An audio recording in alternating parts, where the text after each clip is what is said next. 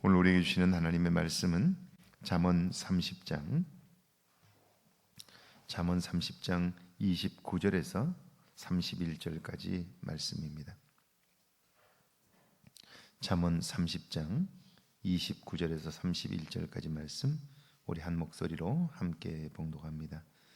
잠언 30장 29절에서 31절까지 말씀입니다. 함께 봉독합니다.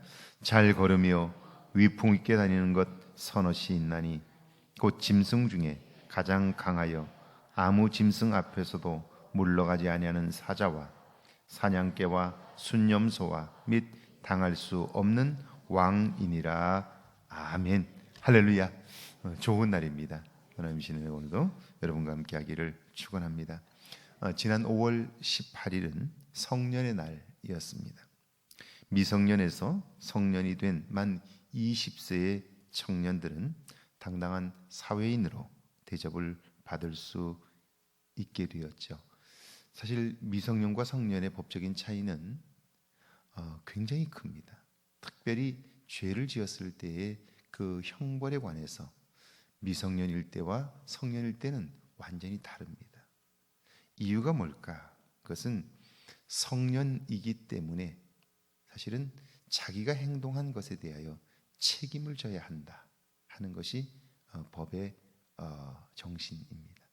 그러니까 미성년이었을 때에는 아직 미성숙한 부분이 있기 때문에 그의 행동에 대해서 사회가 용납해야 한다 하는 사회적인 약속들, 사회적인 식견들이 있는 거죠. 그런데 성년이 되고 나면 그 다음부터는 자기가 한 모든 것에 대해서 책임을 져야 하는, 다시 말하면 의무에 대한 것이 강조되고 있는 거예요. 물론 권리도 있습니다. 그러니까 성인이 되면 이제 자신이 한 말과 행동에 대하여 책임을 져야 한다는 사실을 기억해야 할 것입니다. 사실 살면서 보면 나이는 성년이 넘었지만 자기가 한 말과 행동에 대하여 책임을 지지 않는 성인들이 꽤 많이 우리 주변에 있습니다. 지난 4월 3주간 북한의 김정은 위원장이 잠적하자 세계는 그의 행적에 관해서 관심했습니다. 이런저런 말들이 많았죠. 그때 탈북인 출신의 두 분, 태영호, 지성호 씨는 심각한 변고가 생겼느니 99% 사망했다느니 하는 평가들을 내어놓았습니다. 청와대는 김정은의 신상에 아무런 변화가 없다고 해명했지만 사람들은 전혀 믿으려고 하지 않습니다. 이 모습을 보면서도 느끼는 것은 우리가 이 땅에 살면서 우리가 뽑은 대통령 그리고 정부를 믿지 않는다면 무엇을 믿어야 할까 하는 생각들을 해보게 되는데요. 정부 당국의 말은 믿지 않고 그 탈북민들의 이야기들에 관심을 가지고 마음이 기울어지는 현상들을 보았습니다. 탈북민 출신 두 분은 이번 총선에서 국회의원에 당선이 되었습니다. 그게 아니더라도 이제 어른이라면 내가 한 말에 대하여 책임을 져야 하고요. 만약 내가 잘못되었다면 정식으로 사과를 해야 돼요. 그리고 신중해야 돼요. 특별히 이제 국회의원 신분이라면 좀 더 책임감을 가지고 이야기하지 않는다면 나의 말 한마디가 많은 사람들에게 큰 심려를 끼칠 수 있고 나라에 큰 어려움을 줄 수 있다는 사실들을 생각해야 할 것입니다. 오늘 여기 29절에 보니까 잘 걸으며 위풍 있게 다니는 것 서너시 있나니, 이때 잘 걷는다는 말은 좋다, 잘한다는 말이고요. 위풍 있게라는 말 역시 선하다, 좋다, 기쁘다 하는 뜻입니다. 그러니까 잘 걸으며 위풍 있게 다닌다는 말은 기쁨과 즐거움을 가지고 살아가는 삶의 태도를 의미하는 거죠. 사실 우리가 잘 산다 라고 하는 말을 돈이 많다는 말로 이해해요. 저 사람 잘 살아 그렇게 이야기할 때 그 말은 곧 저 사람 돈이 많은 사람이야 이렇게 생각하는데 전혀 그렇지 않습니다. 돈이 많아 집안의 갈등과 분쟁이 끊이지 않는 경우들이 얼마나 많은지 몰라요. 그러므로 잘 산다는 말은 주어진 환경과 여건 속에서 기쁘고 만족하게 즐겁게 살아가는 것을 의미하는 거죠. 30절에 보면 그런 삶을 살아가는 첫 번째 생명이 사자입니다. 곧 짐승 중에 가장 강하여 아무 짐승 앞에서도 물러가지 아니하는 사자와 이렇게 되어 있죠.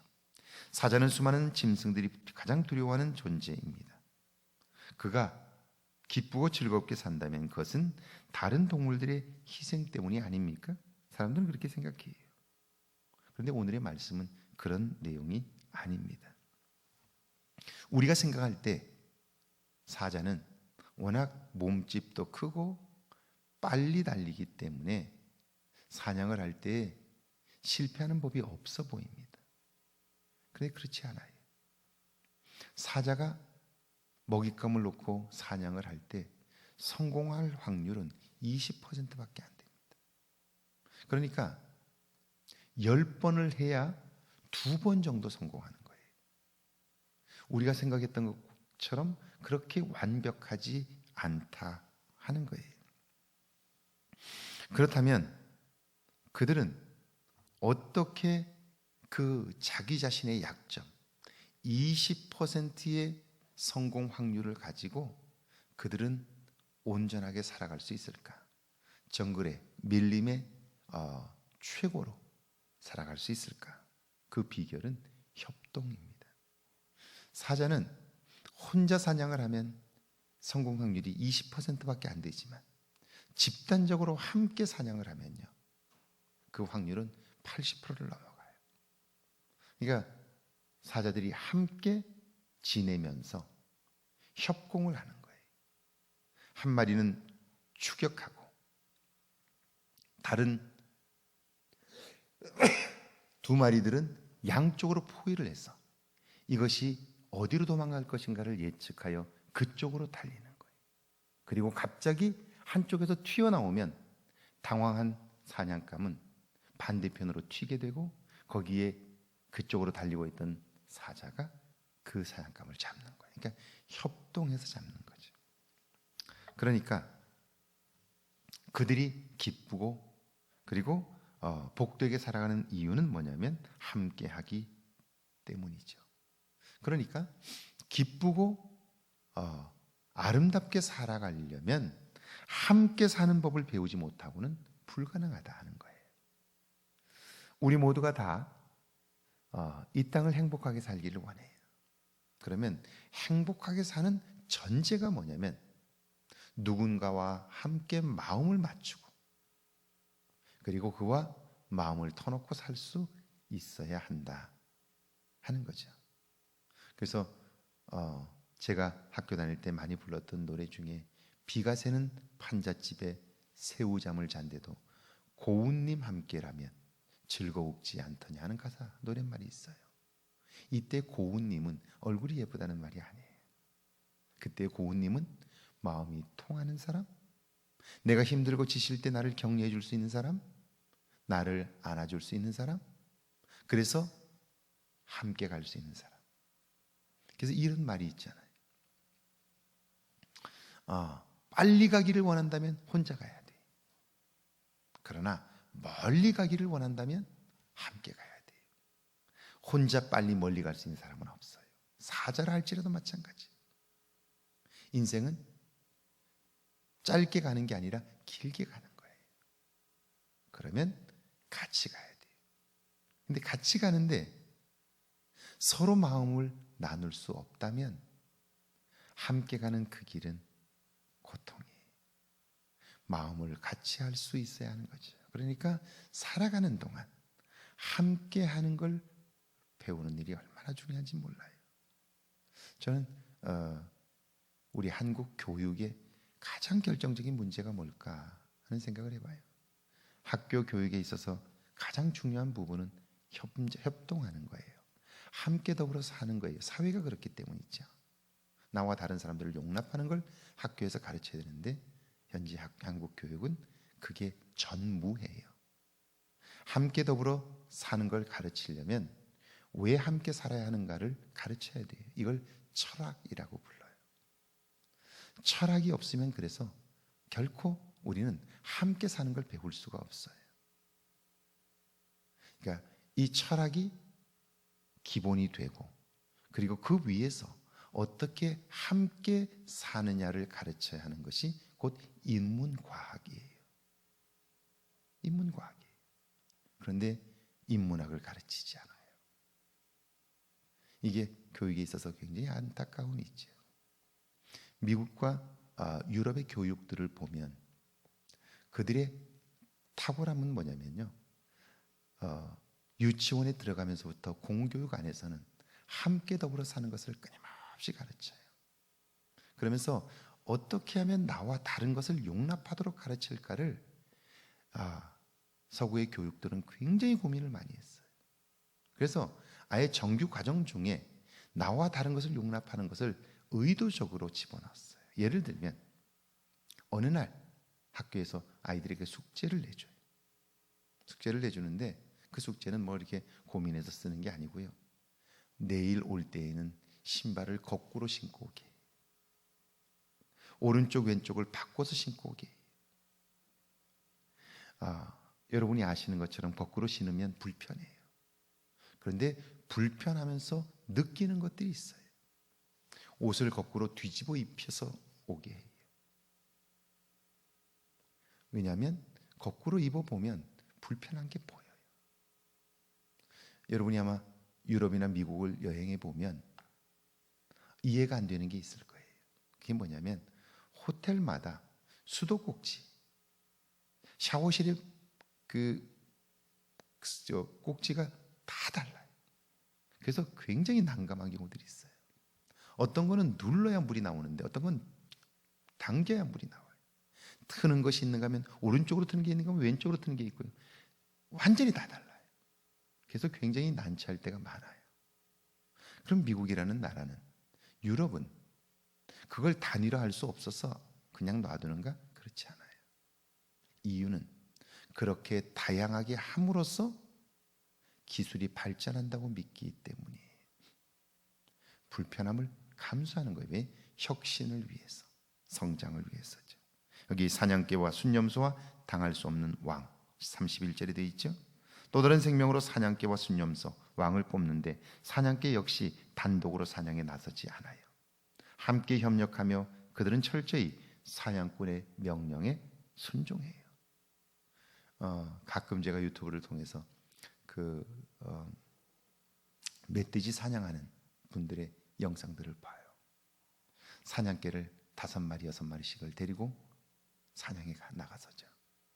그러면 그들이 멧돼지를 몰고 사냥꾼이 총을 쏘죠. 그런데 벌써 사냥에 나선 사냥개는 멧돼지를 잡으면 흥분해요. 그래서 물고 뜯고 그래요. 근데 사냥꾼이 딱 도착해서 놔! 그러면요, 사냥개가 그렇게 흥분하다가도 딱 놓습니다.